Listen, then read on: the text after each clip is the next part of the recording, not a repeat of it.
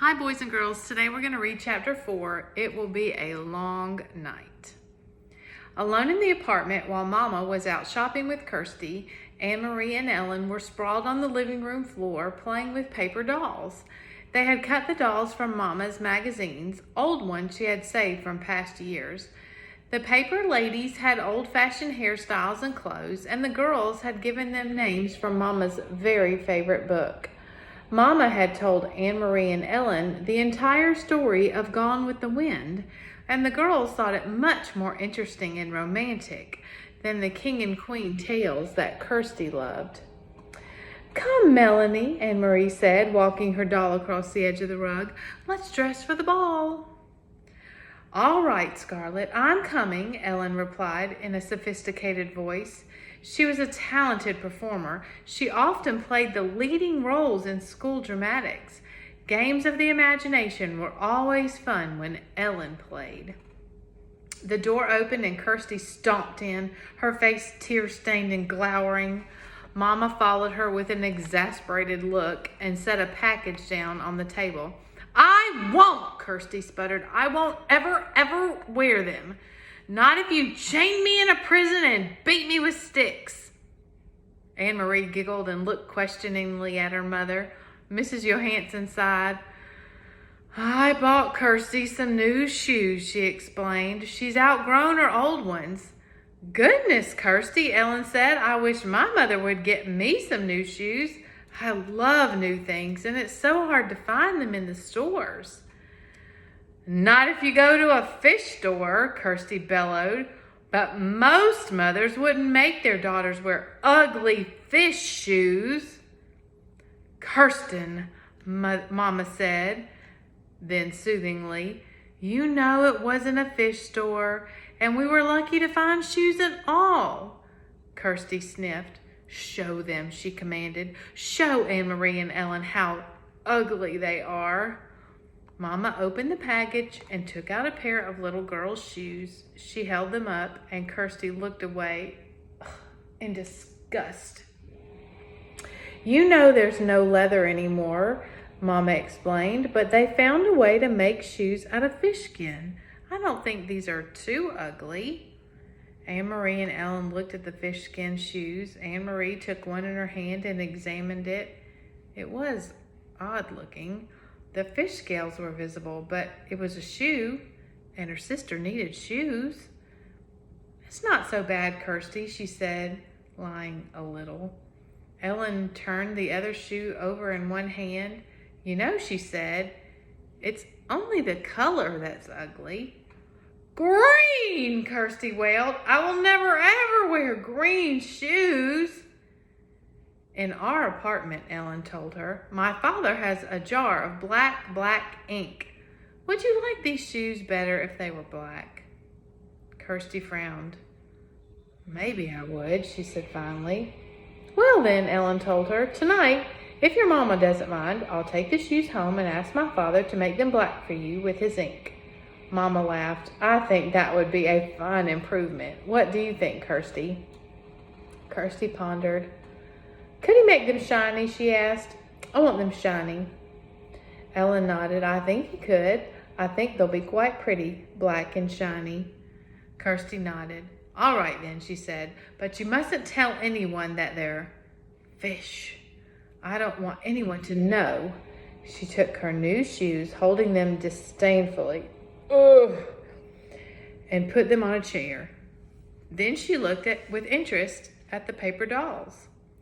So one of the other hardships that they have to face while the Nazis are taking over Copenhagen is that they don't have leather to make shoes, and so they got creative and they made shoes with fish, but they're not very pretty. "Can I play too?" Kirsty asked. "Can I have a doll?" She squatted beside Anne-Marie and Ellen on the floor. Sometimes Anne-Marie thought Kirsty was such a pest, always butting in. But the apartment was small. There was no other place for Kirsty to play, and if they told her to go away, Mama would scold. "Here," Anne-Marie said, and handed her sister a cut-out little girl doll. "We're playing Gone with the Wind. Melanie and Scarlett are going to a ball. You can be Bonnie. She's Scarlett's daughter." Kirsty danced her doll up and down happily. "I'm going to the ball," she announced in a high pretend voice. Ellen giggled.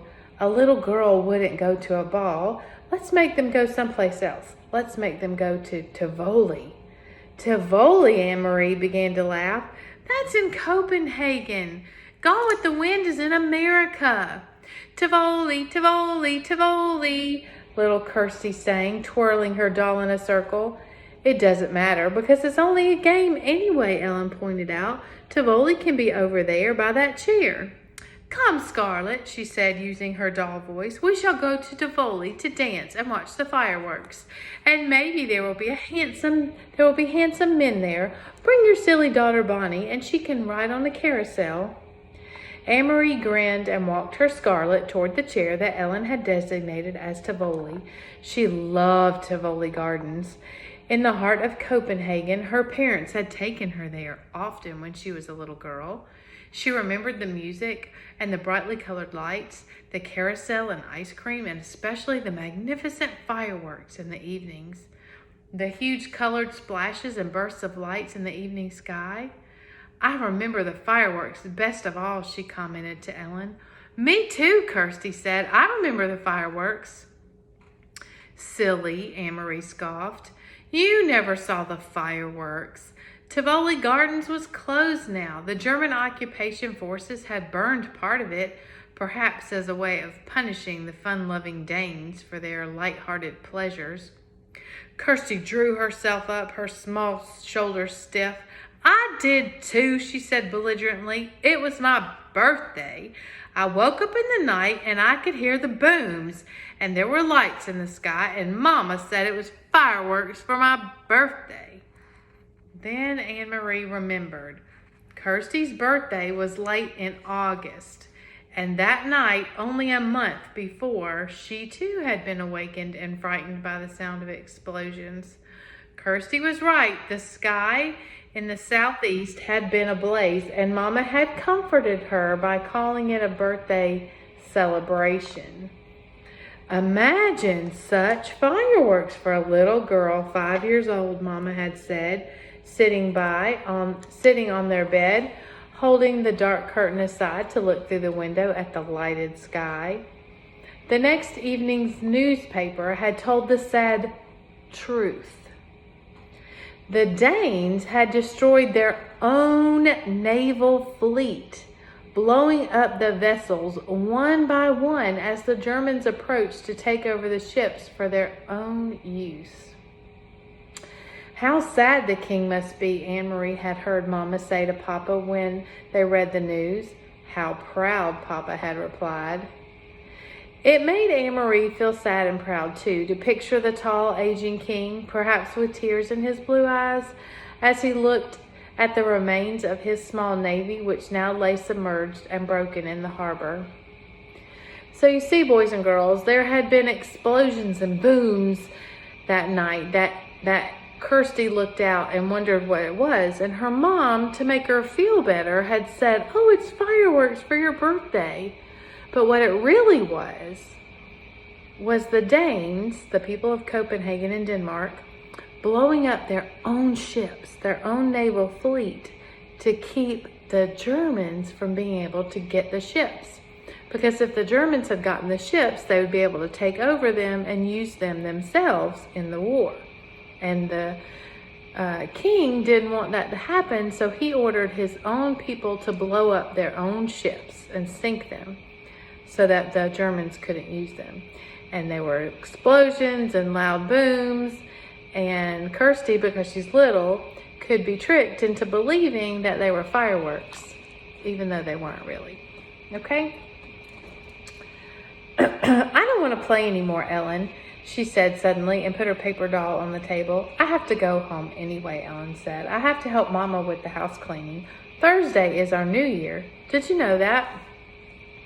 "Why is it yours?" asked Kirsty. "Isn't it our New Year too?" "No, it's the Jewish New Year. That's just for us. But if you want, Kirsty, you can come that night and watch Mama light the candles." Anne-Marie and Kirsty had often been invited to watch Mrs. Rosen light the Sabbath candles on Friday evenings. She covered her head with a cloth and said a special prayer in Hebrew as she did so. Anne-Marie always stood very quietly, awed to watch. Even Kirsty, usually such a chatterbox, was always still at that time.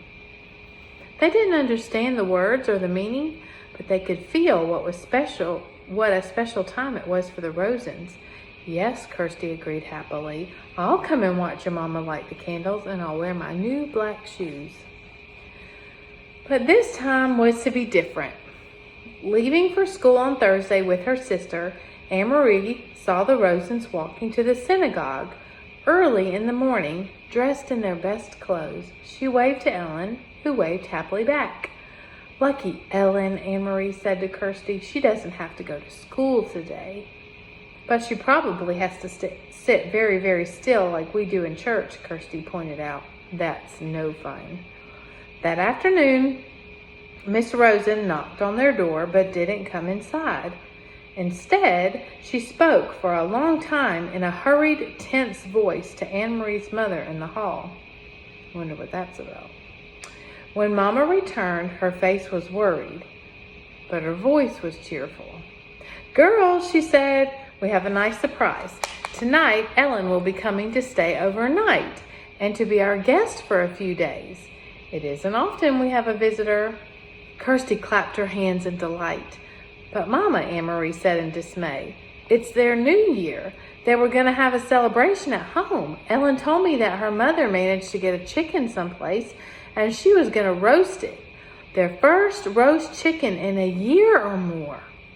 Their plans have changed, Mama said briskly. Mr. and Miss Rosen have been called away to visit some relatives, so Ellen will stay with us. Now, let's get busy and put clean sheets on your bed.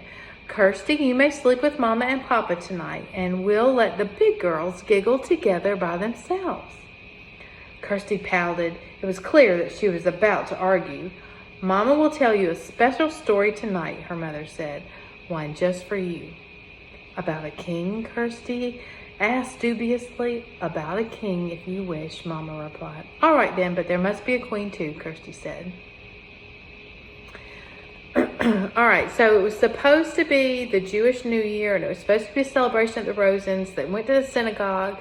They came back, and they talked outside. The moms talked. And when Mrs. Johansson came back in, she looked worried, but she sounded cheerful. And then plans changed, and Ellen's going to spend the night. Just something to think about. Though Miss Rosen had sent her chicken to the Johanssons, and Mama made a lovely dinner large enough for second helpings all around, it was not an evening of laughter and talk. Ellen was silent at dinner. She looked frightened. Mama and Papa tried to speak of cheerful things, but it was clear that they were worried, and it made Anne-Marie worry too. You know how that is when you have this feeling something's going on. You don't really know what it is, but it makes you kind of feel worried. Maybe your tummy feels a little nervous. Only Kirsty was unaware of the quiet tension in the room. Swinging her feet in their newly blackened and shiny shoes, she chattered and giggled during dinner. Early bedtime tonight, little one, Mama announced after the dishes were washed. We need extra time for the long story I promised about the king and the queen. She disappeared with Kirsty into the bedroom. What's happening? Anne-Marie asked when she and Ellen were alone with Papa in the living room. Something's wrong. What is it? Papa's face was troubled. I wish that I could protect you children from this knowledge, he said quietly. Ellen, you already know, and now we must tell Anne-Marie. He turned to her and stroked her hair with his gentle hand. This morning at the synagogue, which is the Jewish church, the rabbi, which is the pastor, told his congregation that the Nazis have taken the synagogue list of all the Jews, where they live, what their names are. Of course, the Rosens were on that list, along with many others. Why? Why did they want those names? They planned to arrest all the Danish Jews. They planned to take them away, and we have been told that they may come tonight. So when they got to church or to the synagogue that morning, they found out that the Nazis had a list where all the Jewish Danes lived. their names, and where they lived, and that they were planning to come arrest them all tonight. So the Rosens are scared, and they have a plan. I don't understand. Take them where? Her father shook his head. We don't know where, and we don't really know why. They call it relocation. We don't even know what that means. We only know that it is wrong, and it is dangerous, and we must help. Anne-Marie was stunned. She looked at Ellen and saw that her best friend was crying silently. Where are Ellen's parents? We must help them too. We couldn't take all three of them. If the Germans came to search our apartment, it would be clear that the Rosens were here. One person we can hide, not three. So Peter has helped Ellen's parents go elsewhere. We don't know where. Ellen doesn't know either, but they are safe. Ellen sobbed aloud and put her face in her hands. Papa put his arm around her. They're safe, Ellen. I promise you that. You'll see them again quite soon. Can you try hard to believe my promise? Ellen hesitated, nodded, and wiped her eyes with her hand. So can you imagine? Ellen is a little girl, 10 years old, about your age, and she's being hunted. She's wanted. They want to arrest her for what she believes in. And so for her safety, she's here with her friends, which is good, but she doesn't know where her parents are. Her parents have been taken somewhere else for safety. She doesn't know when she's going to see them again or if. She's scared that she might be arrested. She's scared her parents might be arrested. And what does it mean if they're going to be arrested? What are they going to do to them? I know it's dangerous. I know it's bad, but I don't know what's going to happen. It's a very scary situation. But Papa, Anne-Marie said, looking around the small apartment, with its few pieces of furniture and fat stuffed sofa, the table and chairs, the small bookcase against the wall. You said that we would be able to hide her. How can we do that? Where can she hide? Papa smiled. That part is easy. It will be as your mama said. You two will sleep together in your bed, and you may giggle and talk and tell secrets to each other, and if anyone comes... Ellen interrupted. Who might come? Will it be the soldiers like the ones on the corners? Anne-Marie remembered how terrified Ellen had looked the day when the soldier had questioned them on the corner. I really don't think anyone will come, but it never hurts to be prepared. If anyone should come, even soldiers, you two will be sisters. You are together so much, it will be easy for you to pretend you are sisters. He rose and walked to the window. He pulled the lace curtain aside and looked down the street. Outside, it was beginning to grow dark. Soon they would have to draw the black curtains that all the Danes had on their windows. The entire city had to be completely darkened at night. In a nearby tree, a bird was singing. Otherwise, it was quiet. It was the last night of September. Go now and get your nightgowns. It will be a long night. Anne-Marie and Ellen got to their feet. Papa suddenly crossed the room and put his arms around them both. He kissed the top of each head. Anne-Marie's blonde one, which reached to his shoulders, and Ellen's dark hair, the thick curls braided as always into pigtails. Don't be frightened, he said to them softly. Once I had 3 daughters. Tonight I am proud to have 3 daughters again.